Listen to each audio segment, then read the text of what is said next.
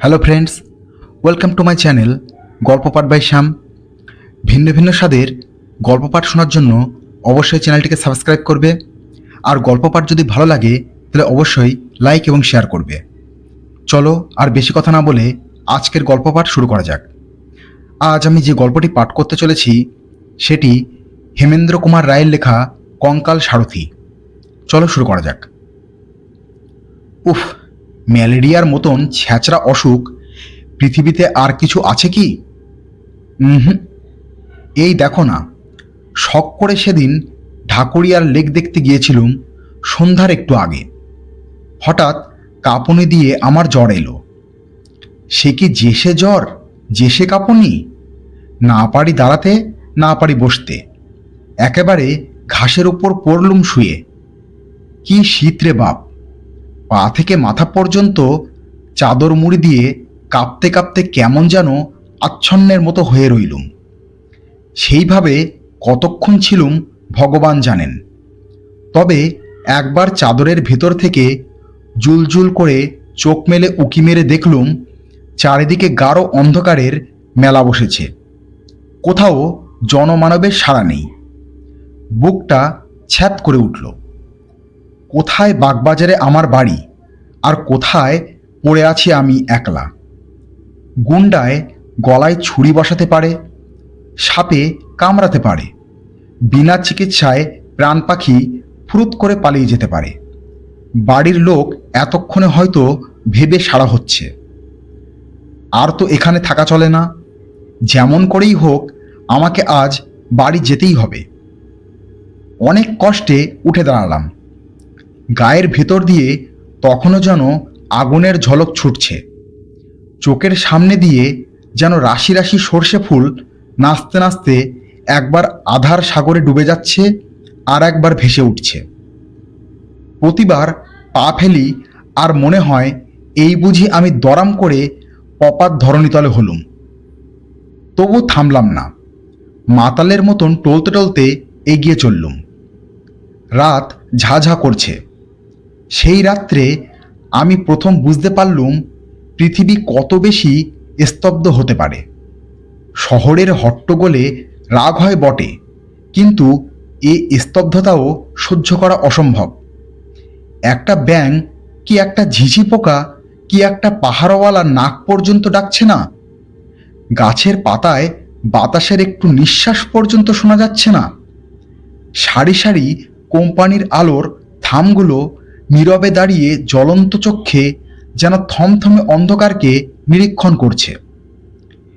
তিমির তুলির প্রলেপ মাখানো গাছপালার ফাঁকে ফাঁকে বাড়ির পর বাড়ি দেখা যাচ্ছে বটে, কিন্তু তারাও যেন প্রেতপুরীর মতন নিস্তব্ধ। তাদের ভেতর থেকে একটা ঘুম ভাঙা খোকার কান্নার আওয়াজ পর্যন্ত জেগে উঠছে না। কে যেন আজ নিদুনিটির মন্ত্র পড়ে সমস্ত জগৎকে বোবা করে দিয়ে গেছে। জ্বরের ঘোরে চলেছি তো চলেছি। এই নিঃশব্দ পল্লী ছেড়ে শহরের শব্দের রাজ্যে গিয়ে পড়বার জন্য প্রাণ যেন আইঢাই করতে লাগলো। তবু এ পথ আর শেষ হতে চায় না। এ পথ যেন আজও শেষ হবে না, কালও শেষ হবে না। আমাকে যেন কোন অভিশপ্ত আত্মার মতন চলতে হবে অনন্তকাল ধরে। এক বেচারা ইহুদির গল্প পড়েছিলাম। কার সাপে নাকি তাকে অনন্তকাল ধরে সারা বিশ্বে ছোটাছুটি করে বেড়াতে হয়েছিল। আমারও তাই হলো নাকি? মাথাটা একবার নাড়া দিয়ে ভাবলুম, দূর ছাই, এসব কি উদ্ভট কথা ভাবছি। জ্বরে আমার মাথা খারাপ হয়ে গেল নাকি? মাঝে মাঝে এক একটা মাঠ যেন এক একটা অন্ধকারের মায়া সরোবর। সেখান দিয়ে যেন অন্ধকারের ঢেউ বইছে। অন্ধকারের স্রোত ছুটে আসছে আমাকে গ্রাস করবার জন্য। অন্ধকারের তরঙ্গের ভেতরে গাছগুলোকে দেখাচ্ছে যেন বড় বড় দৈত্যদানবের মতো। পথিকের হৃৎপিণ্ড ছিঁড়ে খাবার জন্য তারা ওত পেতে প্রস্তুত হয়ে আছে। কান্না ভরা কনকনে বাতাস এসে চুপি চুপি যেন আমার কানে কানে বলে যাচ্ছে, ওহে নিঝুম রাতের অজানা মানুষ, এই মৃত্যুপুরীর ভিতর দিয়ে কোথায় চলেছ তুমি? আমার কথা শোনো, ভূত প্রেতরা একে একে জেগে উঠছে। এই বেলা প্রাণ নিয়ে পালিয়ে যাও, পালিয়ে যাও, যাও গো। আরও খানিক অগ্রসর হয়ে মনে হলো পৃথিবীর সমস্ত শব্দ এসে আমার দুই পায়ের দুই জুতোর ভিতর আশ্রয় নিয়েছে। প্রত্যেকবার পা ফেলি আর সেই শব্দগুলো জুতোর ভিতর থেকে চমকে ওঠে। রাজপথের ওপর আছাড় খেয়ে পড়ে আমাকে চমকে চমকে তোলে। শব্দ শুনতে চাই, নিজের পায়ের শব্দ পাচ্ছি, কিন্তু কেন জানি না সে শব্দ শুনে শুনে মন আমার খুশি হবে কি আরও বেশি নেতিয়ে পড়তে লাগলো। সে যেন রাজপথে ঘুমন্ত কোনো অশরীরী প্রেতাত্মার চিৎকার। আমার পদাঘাতে সে যন্ত্রণায় গর্জে উঠছে। এতক্ষণ পরে রসা রোডের মোড়ে এসে পড়লাম। অস্বস্তির নিঃশ্বাস ফেলে ট্রামওয়ের একটা লোহার থামে ঠেসান দিয়ে দাঁড়িয়ে খানিকক্ষণ জিরিয়ে নিলাম। এখানটাও তেমন নির্জন ও তেমন নিস্তব্ধ হলেও আমার মন যেন অনেকটা আরাম পেল। এই তো ট্রামের রাস্তা, এই পথ ধরে সিধে গেলেই যত মাইল দূরেই থাক আমাদের পাড়া বাগবাজার পাওয়া যাবেই যাবে। খানিক দূর এগোতে পারলেই লোকজনেরও সাড়া পাবো নিশ্চয়ই। আর ট্রাম ও বাস বন্ধ হলেও ট্যাক্সি মেলাও তো অসম্ভব নয়। তখন জ্বরে আমার চোখ ছলছল করছে, কান করছে ভো ভো, আর মাথা ঘুরছে বো বো করে। বারবার ইচ্ছে হতে লাগলো পথের উপরে লম্বা হয়ে শুয়ে পড়বার জন্য। কেবল বাপ মায়ের বিষণ্ণ মুখের কথা ভেবেই মনের সেই ইচ্ছা দমন করলুম অনেক কষ্টে। নিজে নিজেই বললুম, মন তুমি শান্ত হও, এই পথের শেষেই আছে তোমার বাড়ি, তোমার আত্মীয় স্বজন, তোমার নরম তুলতুলে বিছানা। কোনো রকমে চক্ষু মুদে এই পথটুকু পার হতে পারলেই ব্যাস, সকল কষ্ট সকল ভাবনার অবসান। হঠাৎ দূর থেকে একটা শব্দ জেগে উঠে চারিদিকের নিস্তব্ধতার মুখে যেন ভাষা দিল। ঘর ঘর ঘর ঘর করে একটা বাজ ডাকার মতন শব্দ আমার দিকেই এগিয়ে আসছে। তারপরেই শুনলুম ভেপুর আওয়াজ, ভোপ ভোপ ভোপ ভোপ। ট্যাক্সি না বাস? আহ্লাদে চাঙ্গা আর সোজা হয়ে দাঁড়িয়ে পথের দিকে তাকিয়ে রইলুম। তারপরেই দেখা গেল নিচে দুটো আর উপরে একটা আলো। তিনটে আলো দেখেই বুঝলুম ট্যাক্সি নয়, বাস আসছে। তাহলে জ্বরের ধমকে আমি ভুল বুঝেছিলাম। বাস যখন চলছে তখন রাত খুব বেশি হয়নি। কিন্তু আশ্চর্য, এরই মধ্যে এ অঞ্চলটা এমন ভয়ানক নিস্তব্ধ হয়ে পড়ে। বাবা, আমার কলকাতার গোলমাল বেঁচে থাক, এ অঞ্চলে আবার ভদ্রলোক বাস করে। কিন্তু বাসের আলো অত বেশি জ্বলছে কেন? সামনের সারা পথে সে যেন আগুনের ঢেউ বইয়ে ছুটে আসছে। আর এই নিরালা পথে অত জোরে ভেপু বাজাবারই বা দরকার কি? এ অঞ্চলের সন্ধ্যের পরেই ঘুমকাতরুয়ে লোকগুলোর কানে যে তালা ধরে যাবে।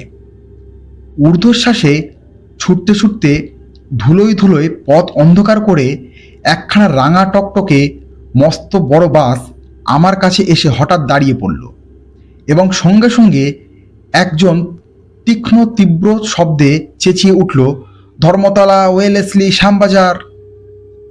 আমি তাড়াতাড়ি বাসে উঠে একখানা গদিমোড়া আসনের উপর গিয়ে ধূপ করে বসে পড়লুম। হোক শ্যামবাজারের বাস, এই স্তব্ধ মরার মুল্লুক থেকে এখন তো সরে পড়ি। শ্যামবাজার থেকে বাগবাজার পায়ে হেঁটে যেতে এমন বিশেষ দেরি লাগবে না। কিন্তু কেন জানি না বাসের ভেতরে ঢুকেই আমার বোধ হলো আমি যেন এক জগৎ ছেড়ে আর এক অচেনা জগতের ভেতর প্রবেশ করলুম। বাস ছুটছে, তার ভেপু বাজছে। এত বেগে বাস ছুটছে, তার জানলাগুলো সব খোলা রয়েছে, অথচ বাহির থেকে বাতাসের একটুখানি ঝলক পর্যন্ত আমার গায়ে লাগছে না। ভারী অবাক হয়ে গেলুম। আমার জ্বর কি এত বেশি উঠেছে যে দেহের অনুভব করার ক্ষমতাটুকুও আর নেই। পথ তেমনি নির্জন আর নিঃসার, কিন্তু বাতাসও কি আজ ঘুমিয়ে পড়েছে? আমার খালি মনে হতে লাগলো দম বন্ধ হয়ে সারা পৃথিবী আজ মারা পড়েছে। তার কোথাও আর জীবনের লক্ষণ নেই। বেঁচে আছি খালি আমি ও এই বাসের ড্রাইভার আর কন্ডাক্টর। আমরা তিনজন ছাড়া বাসের ভেতরেও কোনো আরোহী ছিল না। থাকবেই বা কেন? এত রাতে কার ঘাড়ে ভূত চাপবে যে বাসে চড়ে বেড়াতে বেরোবে? বাসে ভেপু বাজছে আর বাজছে আর বাজছে, কান যে ঝালাপালা হয়ে গেল। কন্ডাক্টরের দিকে ফিরে বিরক্ত স্বরে বললুম, ড্রাইভারকে বারণ করে দাও, পথে লোকও নেই গাড়িও নেই, তবু এত হর্ন বাজছে কেন? লোকটা শিখ, মস্ত বড় লম্বা দেহ, মস্ত বড় দাড়ি।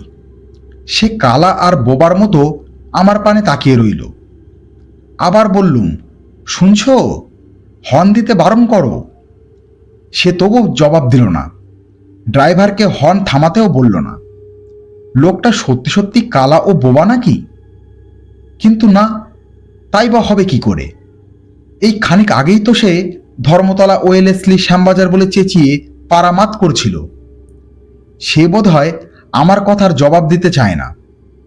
এরা কি ভেবেছে এদের ভেপুর আওয়াজে সারা শহরের ঘুম ভেঙে যাবে, আর তাহলেই সবাই বিছানা থেকে লাফিয়ে পড়ে এসে এদের বাসের প্যাসেঞ্জার হয়ে বসবে? কিন্তু শহর জাগাবার কোনো লক্ষণ প্রকাশ করলে না। পথের আশেপাশে নেড়ি কুকুরগুলো আরাম করে কুণ্ডুলি পাকিয়ে শুয়ে ঘুমোচ্ছিল, কিন্তু এই বাসের সাড়া পেয়েই তারা তাড়াতাড়ি উঠে ল্যাজ পেটের তলায় গুটিয়ে ছুটে পালাতে লাগলো, মহাভয়ে কেউ কেউ করে কাঁদতে কাঁদতে। আজকে বাইরের জীবের সাড়া পাওয়া যাচ্ছে কেবল ওই কুকুরগুলোর কাছ থেকে, কিন্তু তারাও দেখা দিয়েই অদৃশ্য হচ্ছে। কুকুরগুলো কেন আমাদের বাস দেখে পালাচ্ছে? মনের ভিতর কেবল এই প্রশ্নই জাগতে লাগলো, কেন কেন কেন? কন্ডাক্টর কেন আমার কথার জবাব দিচ্ছে না? কেন কেন কেন? ড্রাইভার কেন ক্রমাগত ভেপু বাজাচ্ছে? কেন কেন কেন? কন্ডাক্টরের দিকে ফিরে বললুম, তোমায় ভাড়ার পয়সা নাও। সে মস্ত একখানা কালো হাত বাড়ালে। ভাড়া দিয়ে টিকিট নেবার সময় আমার হাতে তার হাতের ছোঁয়া লাগলো। উফ, অমনি মনে হলো কে যেন একখানা তীক্ষ্ণ বরফের ছুরি দিয়ে আমার হাতে খ্যাচ করে খোঁচা মারলে। জ্যান্ত মানুষের হাত এমন ঠান্ডা কনকনে হয়? আশ্চর্য হয়ে তার মুখের দিকে তাকালাম। তার লম্বা চুল আর দাড়ি গোফের জঙ্গলে ভরা মুখখানা বাসি মরার মুখের মতো স্থির। তার চোখেও পলক পড়ছে না, তার চোখ যেন পাথরের গড়া। আমার বুকটা গুড়গুড় করতে লাগলো। আজকের শহরের এই নির্জনতা, পৃথিবীর এই নিঃশব্দতা, বাতাসের এই অভাব, ভাড়াটে বাসের এই ভেপুর আওয়াজ, কন্ডাক্টরের এই উদাসীন মূর্তি, সমস্তই যেন রহস্যময়, সমস্তই যেন অস্বাভাবিক। কি কুক্ষণেই আজ বাড়ির বাইরে পা দিয়েছি। যতবার ফিরে তাকাই ততবারই কন্ডাক্টরের সেই মরার মতো স্থির মুখ আর পলখারা পাথরের দৃষ্টি চোখে পড়ে। কেমন একটা অমানসিক ভাব আমার মনটা ছেয়ে গেল। আর সহ্য করতে পারলুম না। সামনের বেঞ্চের ওপরে দুই হাতের ভেতরে মাথা রেখে চোখ মুদে আমি চুপ করে বসে রইলুম। ভাবলুম শ্যামবাজারে পৌঁছবার আগে আর মাথা তুলতে চাইব না, কিন্তু মাথা তুলতে হলো, আবার চোখ খুলতেও হলো। আধ ঘন্টার বেশি সময় কেটে গেছে, গাড়িও না থেমে ক্রমাগত ছুটছে, তবু এখনো শ্যামবাজার এলো না কেন? মুখ তুলে জানলা দিয়ে মুখ বাড়িয়ে আমার আর বিস্ময় সীমা রইল না। শ্যামবাজার তো অনেক দূরের কথা, গাড়ি এখনো ভবানীপুরেই আসেনি, অথচ গাড়ি এত বেগে ছুটছে যে পথের দুপাশের বাড়িগুলো তীরের মতন পিছনে সরে সরে যাচ্ছে। এও কি সম্ভব? হতভম্বের মতন মুখ ফিরিয়েই দেখি গাড়ির ভিতরে 10-12 জন লোক বসে রয়েছে। নিজের চোখকেও আমি বিশ্বাস করতে পারলুম না। আমি হলপ করে বলতে পারি এতক্ষণের ভেতরে গাড়ি একবারও থামেনি। তবু কোত্থেকে এরা এলো, কখন এরা গাড়িতে উঠল? একে একে সকলকার মুখের পানেই তাকিয়ে দেখলুম সব মুখই মরার মতন স্থির নির্বিকার। সব চোখের পাথুরে দৃষ্টি আড়ষ্ট হয়ে আছে। কে যেন শ্মশান থেকে কয়েকটা মৃতদেহ তুলে নিয়ে এসে বেঞ্চের উপর সারি সারি বসিয়ে দিয়ে গেছে। তাদের ভেতরে বাঙালি আছে, খোট্টা আছে, সাহেব আছে, কিন্তু তারা সবাই চেয়ে আছে আমার দিকেই। সেই চাহনিতে কোনো ভাবের আমেজ নেই। সে চাহনি যেন চাহনিই নয়, অথচ সে চাহনি দেখলেই গা ছমছম করে, দেহের রক্ত ঠান্ডা হয়ে যায়। তাদের চাউনি যেন চোখের ভেতর দিয়ে আসছে না, আসছে আলোকের ওপার থেকে, অন্ধকারের আত্মার ভেতর থেকে, যে দেশে জ্যান্ত মানুষ নেই সেই দেশ থেকে। ভাবহীন অথচ ভয়ানক তাদের সেই চাহনি। আর এক আশ্চর্য ব্যাপার এই যে গাড়ির ঝাঁকুনিতেও তাদের কারুর দেহ একটুকুও নড়ছে না। গাড়ির ভেতরে বসেও তাদের দেহ যেন গাড়িটাকে না ছুঁয়ে শূন্যে বিরাজ করছে। মনে হতে লাগলো আমার অজ্ঞাতসারে যেমন হঠাৎ তারা গাড়ির ভেতরে উড়ে এসে জুড়ে বসেছে, তেমনি হঠাৎ তারা আবার হাওয়া হয়ে হাওয়ার সঙ্গে মিলিয়ে যেতে পারে আমার অজান্তেই। যেন তারা ছায়ার কায়াহীন অনুচর, দেখা দেয় ধরা দেয় না, তাদের দেখা যায় ধরা যায় না। আমার সভয় দৃষ্টি আবার পথের দিকে ফিরিয়ে নিলুম। গাড়ি তেমনই হেঁচকি তোলা আওয়াজের মতন ভেপুর শব্দ করতে করতে তীর বেগে ছুটেছে, কিন্তু তখনও ভবানীপুর আসেনি। আমি শ্যামবাজার না সোজা জমালয়ের দিকে চলেছি। কি এই দুঃসহ অজানা টানে অস্থির হয়ে চোখ আবার গাড়ির ভেতরে ফেরালাম। গাড়িতে ইতিমধ্যে লোকের সংখ্যা আরও বেড়ে উঠেছে। তারাও স্থির নেত্রে আমার দিকেই তাকিয়ে আছে। সমস্ত গাড়ির ভেতরে একটা বোটকা গন্ধ ভেসে ভেসে বেড়াচ্ছে, যেন বাসি মরার গন্ধ। হাসপাতালের মরার ঘরে গিয়ে আমি একবার এই রকম গন্ধই পেয়েছিলাম। আমার সর্বাঙ্গে কাটা দিলে, বুকের কাছটা শিউরে শিউরে উঠতে লাগলো। আমি কি জেগে আছি না স্বপ্ন দেখছি? আর থাকতে না পেরে হঠাৎ চেঁচিয়ে উঠে বললুম, এই কন্ডাক্টর, গাড়ি বাঁধো। কন্ডাক্টর কোনো সাড়া দিলে না, গাড়ি থামাবারও চেষ্টা করলে না। আবার বললুম, কিন্তু কোনো ফল হলো না। রেগে দাঁড়িয়ে উঠে কন্ডাক্টরের দেহ ধরে আমি নাড়া দিতে গেলুম, কিন্তু তাকে ছুঁতেও পারলুম না। চোখের সামনে তাকে স্পষ্ট দেখতে পাচ্ছি, কিন্তু তাকে স্পর্শ করতে পারছি না। সে দেহ যেন হাওয়া দিয়ে তৈরি। হঠাৎ গাড়ির সব লোক একসঙ্গে অট্টহাস্য শুরু করে দিল।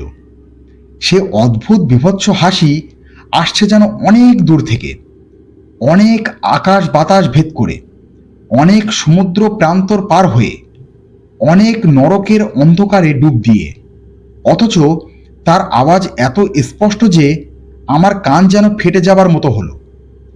আমি পাগলের মতন চিৎকার করে বললুম, গাড়ি থামাও, জলদি গাড়ি থামাও। এই ড্রাইভার! গাড়ি থামানো ঘন্টার দড়ি ধরে আমি ঘন ঘন নাড়তে লাগলুম। ড্রাইভার এতক্ষণ পরে আমার দিকে মুখ ফেরালে।